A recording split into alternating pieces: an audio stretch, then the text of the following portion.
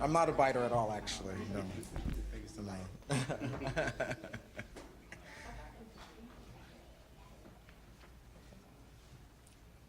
Good afternoon, everyone. Welcome to Stonewall Columbus. My name is Denzel Porteous, and I use he, they pronouns. And I'm honored to serve as Executive Director of Stonewall Columbus. As an organization that works for the LGBTQI community to be seen, we have been here for 41 years. As a reimagined community center gifted to the community, we are only 3 years old. Personal safety is something that the LGBTQI community has grappled with for lifetimes and continue to struggle with today. Violence enacted on our community, our transgender community in particular, are at a high across our country. And so our queer identities knows what it means to live in a heightened state of awareness of our personal safety. Something is happening to our ability to feel and be safe across our lived intersectional communities, and we must act.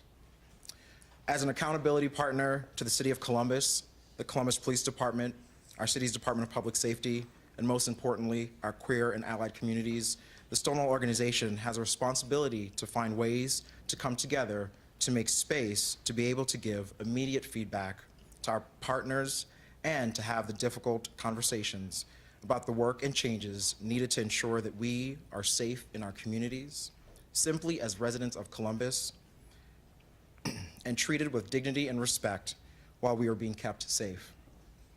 You can't keep me safe until you demonstrate that to me that I am safe. I believe the actions that the City of Columbus, in partnership with safety agencies in Columbus community, are starting to take will begin to demonstrate that there is an increased effort to ensure the safety of the Columbus community. And while I know there is great work yet to be done on how we demonstrate that safety humanely and equitably, I know first steps must be taken. With new leadership comes new vision, and I've begun to see that vision from our Chief of Police and our Director of Public Safety, both of whom came to their roles just about a year ago. And I've positively been encouraged to see how our mayor has made space for new vision and partnered with these safety leaders as they help shape the safety outcomes for our city's diverse communities. It is my pleasure to bring forward City of Columbus Mayor Andrew Ginther.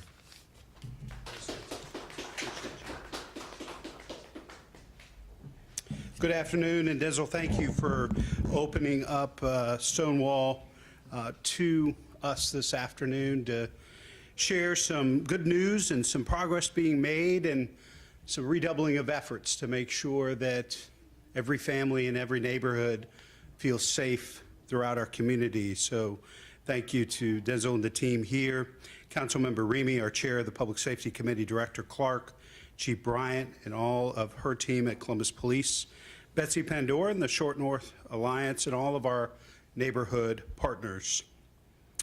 We continue to work collaboratively on multiple fronts and from multiple angles to reduce violence and promote community safety across Columbus.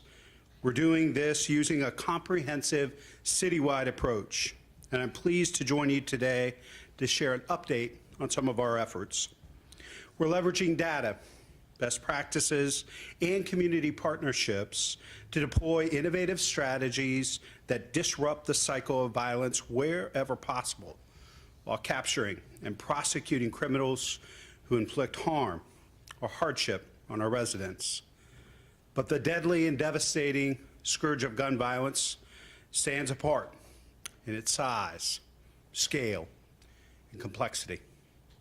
Its damage to our community is evident in the headlines and the heartbreak we see on so many days, and its ripples will extend far into the future, down through the generations, and it must be stopped. Experience and evidence makes abundantly clear the compelling need to ban assault weapons, pass red flag laws, and implement universal background checks now.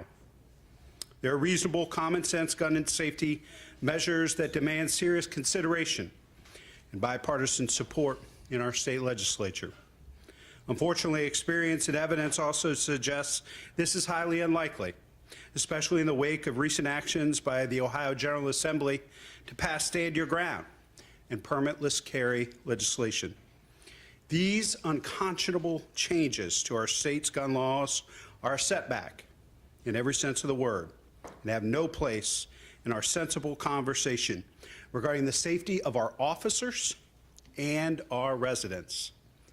All these short-sighted and backward policies, all they do is make life more dangerous and unpredictable for everyone. Gun violence is a public health crisis. We will not bury our heads in the sand and pretend this issue doesn't exist or simply hope this storm will pass. The state refuses to confront this crisis with the seriousness it deserves, then we will press on without them. And we are. Earlier this week, the Columbus Board of Health met again to discuss gun violence and its wide-ranging impacts on both individuals and communities alike. We continue to partner with the DOJ, the ATF, and regional law enforcement agencies to catch the perpetrators of gun violence and strengthen penalties and prosecution. We're also partnering with dozens of local nonprofits and human service organizations to intervene wherever we can and dismantle the conditions that give rise to violence and instability. And we continue to engage with neighbors across the community to learn more about what they're seeing and experiencing, and to craft new strategies that address their concerns and lay the foundation for a brighter future. Our approach is working. Homicides are down relative to the same time last year, and we're solving more cases more quickly. We're moving forward with a sense of urgency and purpose, but gun violence is not the only threat to community safety in Columbus. There are also the illegal and reckless operation of ATVs, dirt bikes, and motorcycles on city streets. To crack down on these criminals, we launched Operation Wheels Down to ramp up enforcement and intensify prosecution. At the same time, we continue to conduct Operation Unity, which brings together law enforcement and community partners in time-bound, geographically focused campaigns to reduce violent crime and connect residents to vital community resources. From tackling traffic violations and arresting fugitives and felons, to seizing a wide range of weapons, narcotics, cash, and other illegal assets. These operations have proven tremendously successful in promoting neighborhood safety while supporting residents afflicted by mental illness, homelessness, trauma, unemployment, addiction, and more. And then there's Operation Turn Up the Heat, which taps into the power of social media to help spread the word and catch suspects wanted for weapons, violations, arson, kidnapping, robbery, and murder. All of these programs are producing some very impressive results, and Chief Bryant will tell you more on that in just a moment. What's clear is that this isn't a one-size-fits-all approach. We're creating and deploying safety strategies that address the specific concerns of individual neighborhoods. This work is collaborative, and it's comprehensive.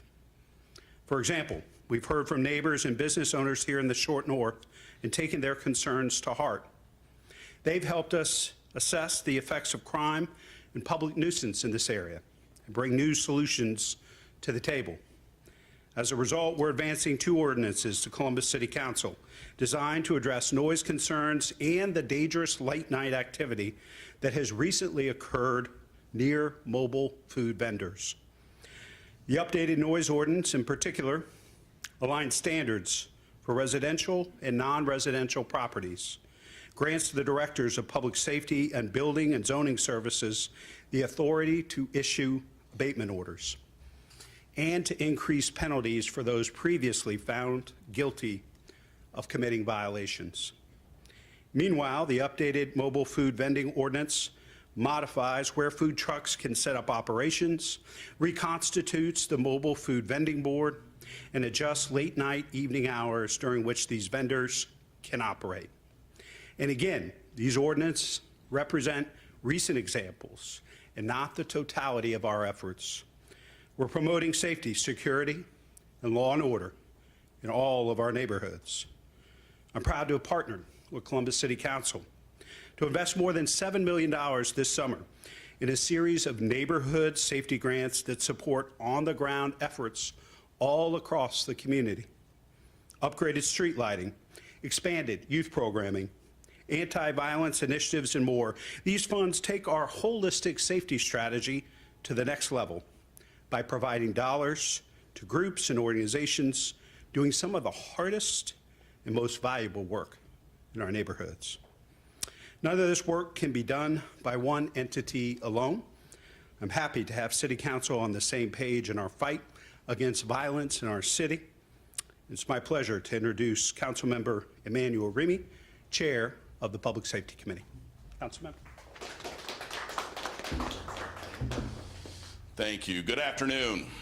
Thank you, Mayor Ginther, and thank you, Chief Bryant, Betsy for being here, Director Clark, and Denzel for hosting. We appreciate the opportunity to reach out to all of you and talk a little bit more about this comprehensive effort that we're collaboratively working towards. It takes all of us.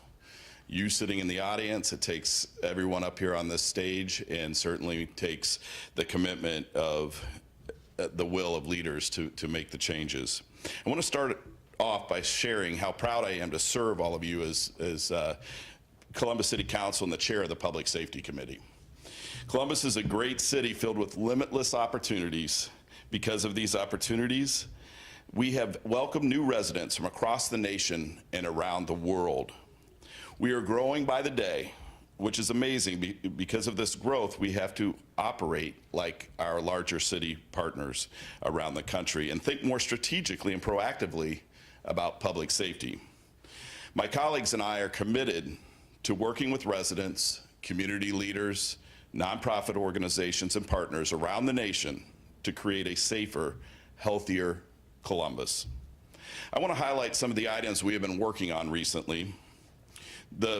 Just last month, Council approved $500,000 to administer the Business District Safety Enhancement Program. Through this program, the Department of Public Safety will work in conjunction with the Division of Police and neighborhood business groups, the Short North Alliance, and Columbus Downtown Development Corporation to develop plans to appropriately deter crime and improve safety in Columbus's business districts. In addition, we allocated over $1 million to strengthen the neighborhood safety camera program. The additional capacity allows for new safety cameras to be installed in various Columbus neighborhoods in Columbus, including the Short North and downtown areas, while also replacing cameras that reach the end of their useful life. These new and replacement cameras are part of an effort to bring the neighborhood safety program back to its maximum operating capacity and expand to needed areas. On April 18th of this year, Council approved funding for 3 full-time positions in the Public Safety Director's Office to expand group violence intervention initiatives. We also understand that we cannot do this alone. We have an ongoing commitment to maximize resources and minimize violent crimes in our city. That is why we entered into contract with the Research Foundation of the City University of New York on behalf of criminologist David Kennedy and the National Network for Safe Communities at John Jay College to assist the city in serious violence crime prevention. Mr. Kennedy is among the nation's most respected consultants in the field of modern policing and violence intervention, and we are looking forward to continuing our work with him in the Columbus community. It is no secret we have seen an uptick in violence and other challenging activities throughout the Short North recently, especially at night. Some of these challenges occur because of loitering near mobile food vendor locations. Over the next couple of months, the city will be reviewing the legislation that the mayor sends forth, and we will be working to come up with a comprehensive plan to make sure that the violence is ended around these mobile food vending operations. I applaud the Department of Public Safety for holding multiple opportunities to go out and talk with these vendors, issue citations when necessary, and to let them know that we are watching what they're doing in the community. It is our goal to improve public safety by improving oversight of the locations of the mobile food vendors and the hours in which they operate. And finally, the noise code. My colleagues and I will be working comprehensively with the community to make sure that every resident is allowed to enjoy the the quiet and peaceful tranquility in their home, and that residents throughout dense populated areas like the Short North and downtown can live in a peaceful manner. And so we are excited to take up the legislation, hold public hearings, have a discussion with the community, and make sure that we all are allowed to live peacefully in the city of Columbus and thrive. Thank you very much for the opportunity. It's now my pleasure to introduce the Director of Public Safety, Director Clark. Thank you, Council Member. It is my honor today to stand in this milestone, this cornerstone of the community that represents diversity, equity, and inclusion, and share this with you. As you have heard me share many times, our overall public safety strategy is collaborative and multifaceted. Currently, a few strategies have been developed and implemented in our parks, our neighborhoods, our entertainment districts, and every corner of our community. As an example, it has been nearly a month where we delivered 25 security cameras that were deployed in our parks across the city to monitor activity and ensure our residents' safety. Additionally, industrial lighting has arrived and will soon be added to several parks around the city. These measures were added on top of increased police patrols on foot, on bikes, some in uniform, and some in plain clothes. And we are happy to report that no major incidents in our parks have happened since these additional measures were implemented. The mayor just spoke about proposed changes in our citywide mobile food vending. This change is an additional measure and will focus on ensuring safety and helping officers work high-traffic entertainment areas like the Short North and the University District. We heard concerns of residents and began to working months ago to examine the issue of crowds of intoxicated people who are congregating after hours, engaging in disruptive and sometimes violent behavior. Public Safety's licensing section worked with neighbors, police, fire, public health, and the city's attorney's office to craft recommendations we believe will improve overall safety.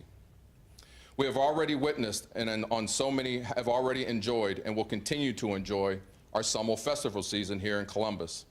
I am proud to report that our major festivals so far, Arts Fest, Pride, Red, White, and Boom, have been very well attended and very safe. The safety of our summer events has not happened by accident. I want to publicly thank Chief Bryant and Chief Happ and all of the women and men who work for the Department of Public Safety and our emergency communications, who with a great deal of sacrifice, planning, coordination, and hard work continue to keep our city safe and serve our residents well. We expect the same this weekend for Jazz and Rib Fest, and I look forward to seeing everyone there.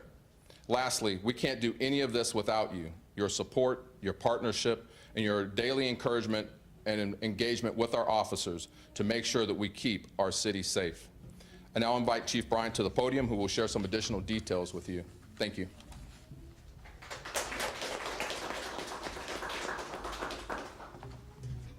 Good afternoon. As the summer continues, we are proactively working to combat crime in our city. These efforts are producing results we are very proud of. Our efforts have led to getting violent criminals, illegal guns, and drugs out of our neighborhoods. Year to date, there have been 76 homicides. This time last year, there were 116. This is a reduction of about 35%. Our detectives have closed a total of 56 cases this year, 42 from this year and 14 from previous years. Our detectives continue to work tirelessly each and every day to bring closure to the victims and their families. While I am thankful for the work, we cannot do it alone. I would also like to thank the countless members of the community who have stepped up and provided our detectives with the information necessary to close these cases.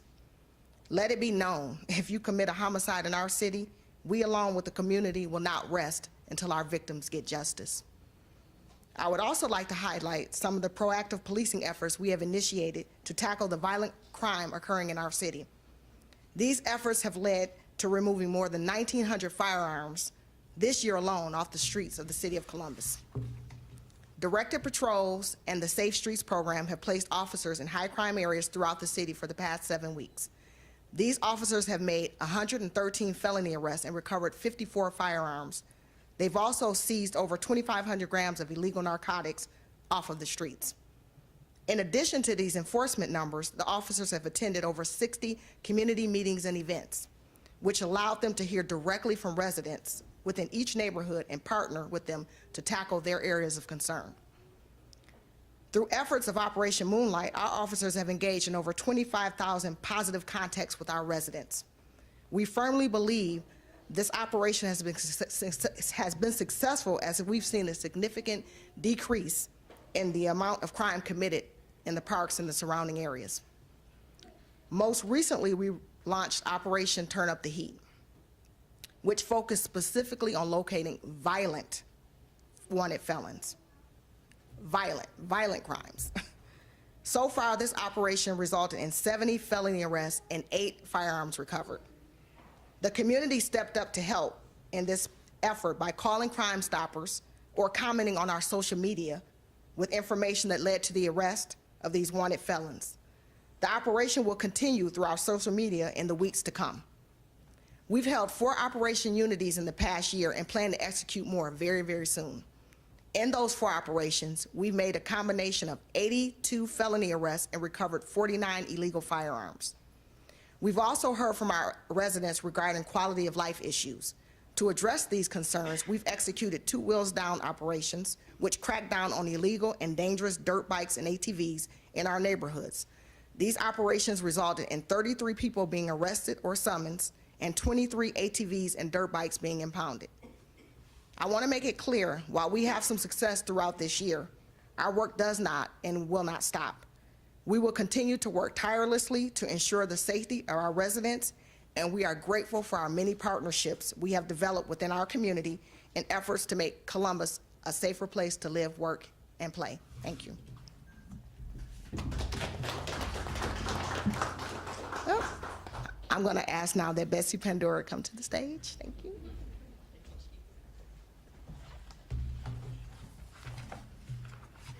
Well, thank you so very much, Mayor Ginther, Chief Bryant, Director Clark, and Councilmember Remy, along with the hundreds and hundreds of public servants, officers, and leaders working tirelessly to support safety, as you have heard, across the entire city of Columbus.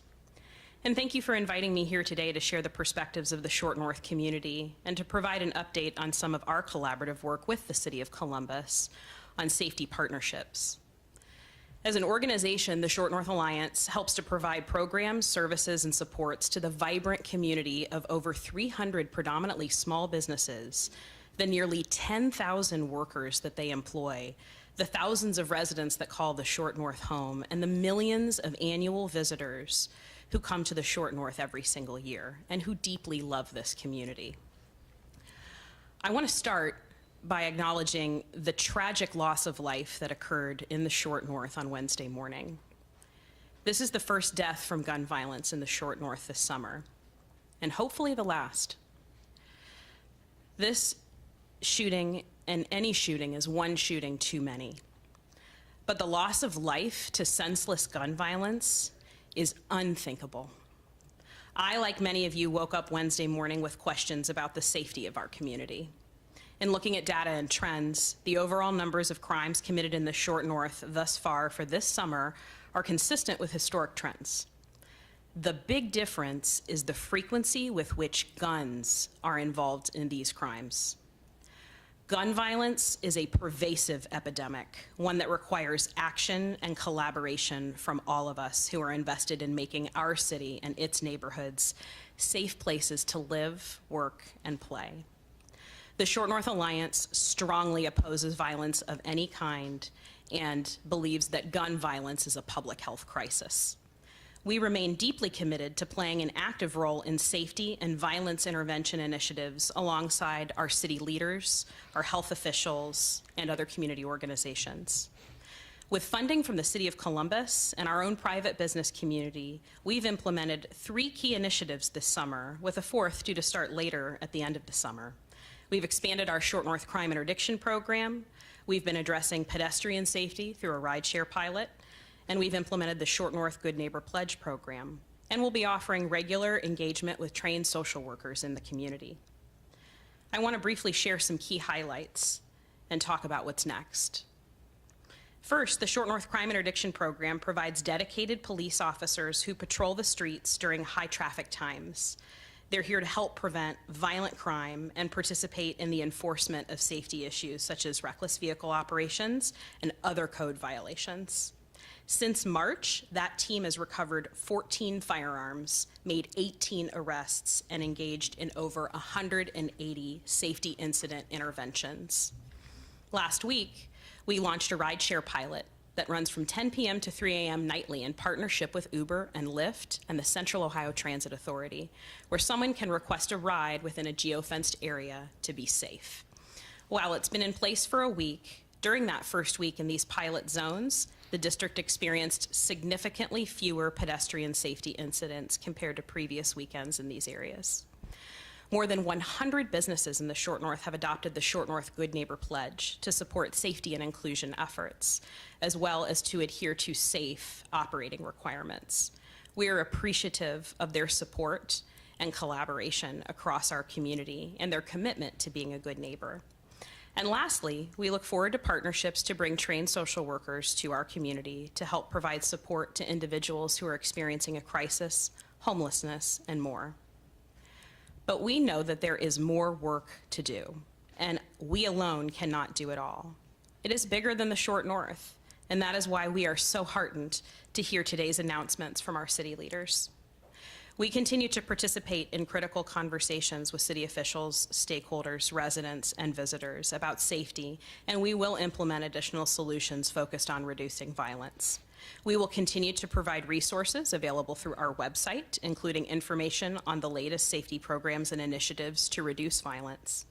And we will relentlessly continue to engage in deep discussions and seek actions around public policies to support the safety of all in our community. Thank you so much for being here. And now I'd like to bring up Lillian to speak.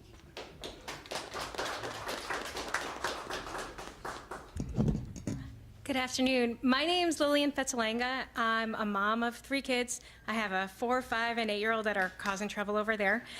And we live in Westgate. I love my neighborhood so much. The main reason I love it is because we're so close to the rec center and for the parks. Our days are spent going from one class to another. We go to clay class, acting class, tennis class. We really do it all. To be honest, Columbus Parks and Recs programs are what keep us in Columbus all the time. It's truly a part of our daily lives. I do not know what we would do without those resources. I feel a strong sense of community when we're at the parks. Every time you go, people look out for you, and it's a really good feeling. I see Columbus police officers on bikes, in cruisers, I see the cameras all over, and it's a reminder that somebody there does have our backs. I'm grateful for our city leaders and the work that's gone into keeping all of our residents safe. I'm proud to call Columbus my home, and we look forward to enjoying our city for years to come. Thank you. And I'd like to call Job up to, thank you. Thank you. Good afternoon, everybody. I appreciate this time in y'all's ears. I'm here with great news also. I'm recently a recipient and run a Heart of Joe Foundation through the MBK program, which was a summer initiative that the mayor put together to be able to help bring down some of the violence and teen activity this summer. With that, we have decided to start a new program around showing youth how to create career pathways through video and music production. Myself, I'm born and raised in Linden. Was a foster kid and in children's services, and I recently had to move to Los Angeles, California for 10 years to try and achieve my dreams. I came back to Columbus to be able to help build up youth that grew up in the same way that I did. And over the summer, I am here to be able to give news that we have successfully completed the program. As of tomorrow, our students have started to realize career pathways. Through this program, we are now giving them, cameras and music equipment instead of guns and nowhere to go. Through that time, we have spent multiple hours talking about goals, motivation, pathways and careers, ways to get to college, management, business aspirations, entrepreneurship, and I'm so thankful to be able to be around these youth and talk about, their dreams and their goals and learn from their perspective, what it is that they care about. And then that effort, I've been able to learn, 20 new youth that I'll be able to help mentor and guide as long as they allow me to, until they become parents and be able to come in this position, hopefully one day. As I'm moving forward, I would like to also say and thank you very much for, allowing the extra effort, because sometimes you don't get somebody that really cares about what's going on in the neighborhoods and know that, there's a certain age group and age gap. We were specific to 14 to 19 years old, where a lot of the violence is coming from, and I was really happy to be able to have the funding to be able to help them realize their dreams. They were able to eat good food, and we had transportation. We went on field trips to film and production studios, music studios, and they were able to actually see with hands-on, ways that they can be able to change their own lives. Not everyone come from good backgrounds, and some even come from good backgrounds don't always listen to their parents. And we're also there as an advocate to be able to help bridge those gaps. And we also had a couple that, was on probation, for committing crimes ahead of time and before they were able to come to us. And over that time, they have been able to say, I have got a chance to see a way that I can stop myself from being in trouble as I'm moving forward. And so along this path and along this time, I would like to say, I appreciate the opportunity, and I think that programs like this should be able to keep going and be able to have other opportunities and more nonprofits that can continue to engage and be an intervention for those preventions before violence happens. So me standing here in front of you guys and thanking you for this time, and the mayor, thank you again, public safety, the chief of police, and in your efforts, we're here to also help assist and bring them with positive energy so they don't have to necessarily always get in trouble. And it's a good thing because we actually show them that it's not, always a bad thing. The police is definitely here to help us. Public safety is there not to just keep you in a box. The mayor isn't somebody that doesn't care about you. The Department of Neighborhoods isn't just sitting there not trying to actually help create these opportunities. So I appreciate you guys so much for your time and allowing me to come and speak on behalf of MBK program and my youth, and keep doing a good job, and thank you for the opportunity.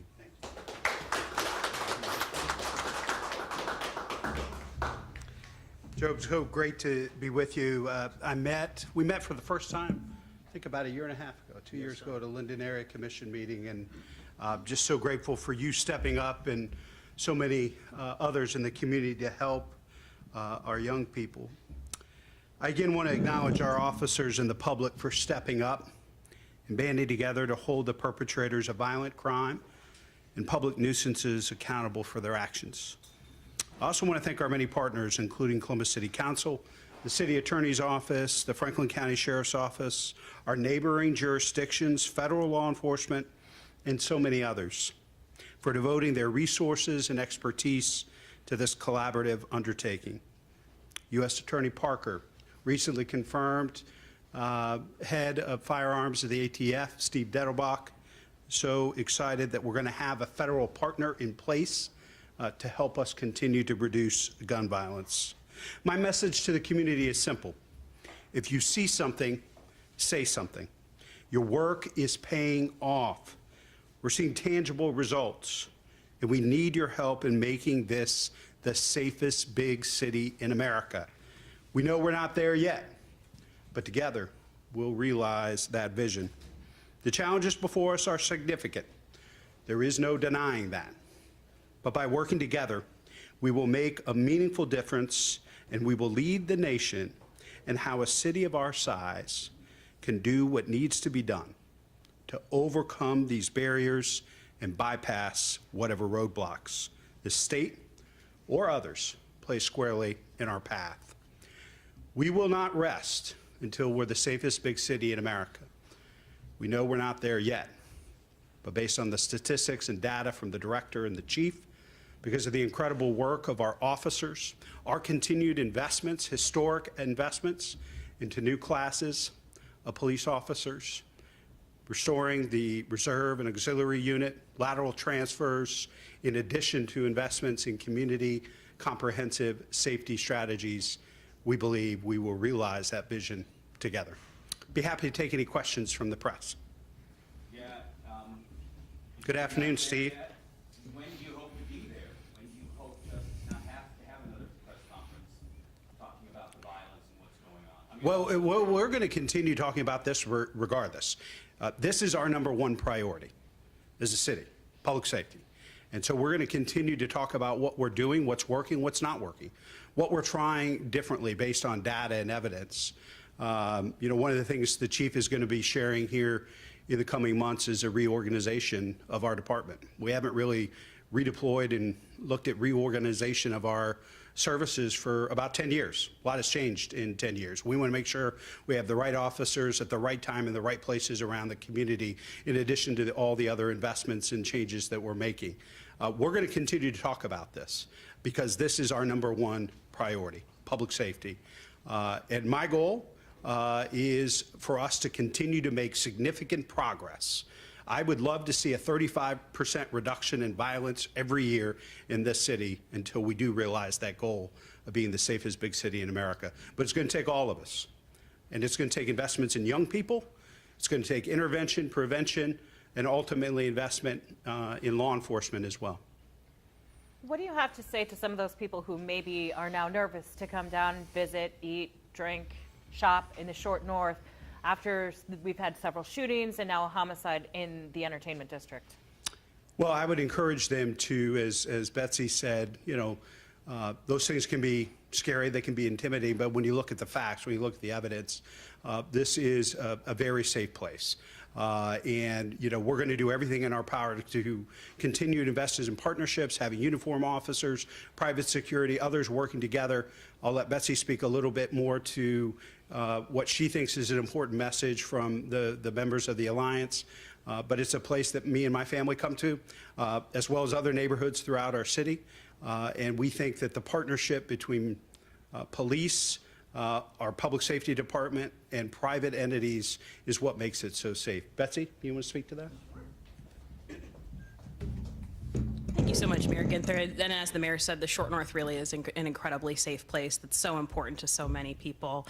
It is a wonderful, a vibrant community, and what we've been experiencing in a small way is in no way indicative of the entire experience that you have when you come to the Short North.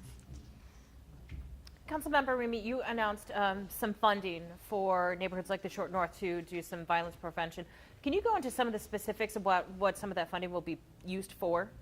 Well, we've worked closely with the Short North Alliance and downtown, the Association Downtown, and let them help design and implement in ways that they feel would be most effective, working with the Division of Police, working with their security, working with their businesses who are also committing to, in this effort to try to protect our business districts.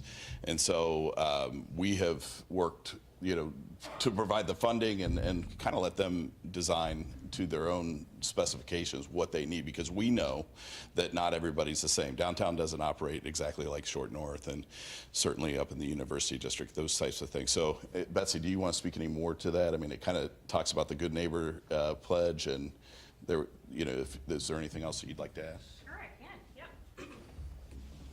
Yeah, as I shared, so we've been collaborating with the City of Columbus and the Division of Police on leading the Short North Crime Interdiction Program. And that program provides special duty officers working at key times when we've experienced violent crimes in the Short North to help serve as a prevention tactic. And they've had incredible success. As I shared, they've had 180 incidents just since March that they've been active. Last year, when we piloted that program, their work resulted in a 100% reduction in all violent crime involving a gun and a reduction in total violent crimes. So we think it's effective, but ultimately something like that is meaningful in the context of how we serve all the time. So it is so wonderful to hear the mayor allude to the announcement of a reorganization of some of the police resources and the way in which our police officers serve our community.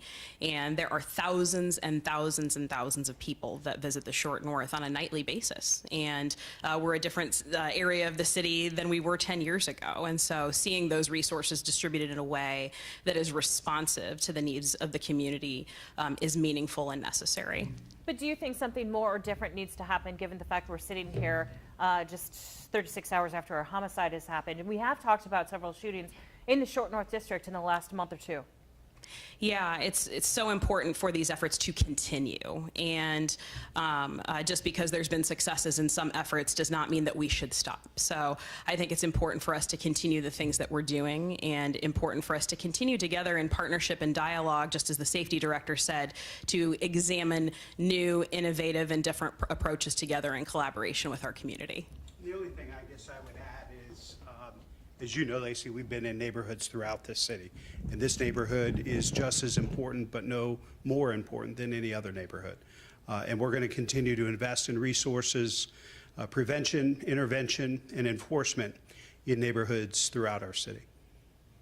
Yes, Steve. Programs were specific just for the summer. Any plans to expand them in the fall and beyond? You know, we'll work with our director, Carla Williams-Scott, the Department of Neighborhoods.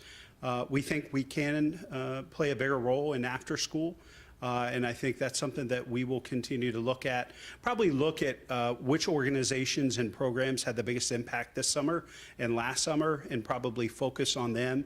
And maybe target particularly one of the hardest to serve groups. Joe spoke to this, is, you know, those pre-adolescents and teenagers.